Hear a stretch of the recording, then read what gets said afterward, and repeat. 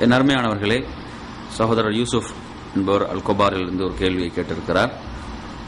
ஏற்கனவே மரணித்துவிட்ட ஒருவருக்காக நாம் ஹஜ் செய்வது கூடுமா என்று ஒரு கேள்வியை கேட்டிருக்கிறார்.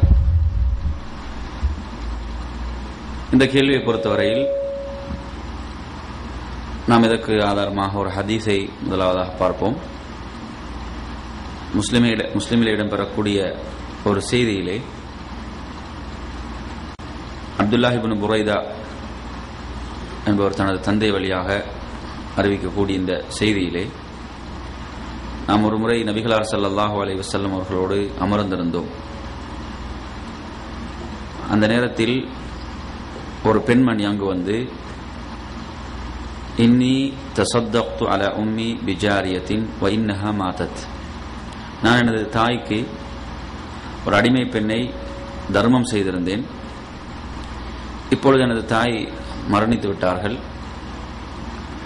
என்று சொன்ன பொழுது நபிகளார் ஸல்லல்லாஹு அலைஹி வஸல்லம் அவர்கள் கூறினார்கள், வஜப அஜ்ருகி வரத்தஹா அலைகில் மீராஸ், உங்களுக்கு அதற்குரிய கூலி கிடைத்துவிட்டது, வாரிசுரிமை என்ற அந்த சட்டத்தின் அடிப்படையில் அந்த அடிமை பெண்ணும் உங்களுக்கு திரும்ப கிடைத்துவிட்டது என்று நபி அவர்கள் கூறினார்கள். அதற்கு பிறகு அந்த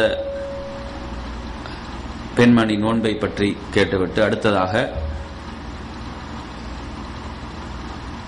தனது தாயை பற்றி அந்த பெண்மணி அல்லாஹ்வின் தூதரிடம், இன்னஹா லம் தஹுஜ் கத்துன் அஃப அஹுஜ்ஜு அன்ஹா, எனது தாய்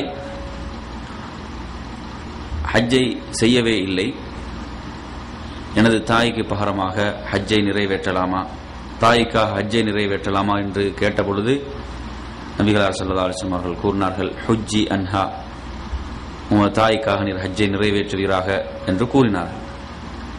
எனவே இந்த ஹதீஸின் அடிப்படையிலே மரணித்த ஒருவருக்காக ஹஜ்ஜை நிறைவேற்றலாம் என்பதை நாம் மிக தெளிவாக அறிந்து கொள்கிறோம்.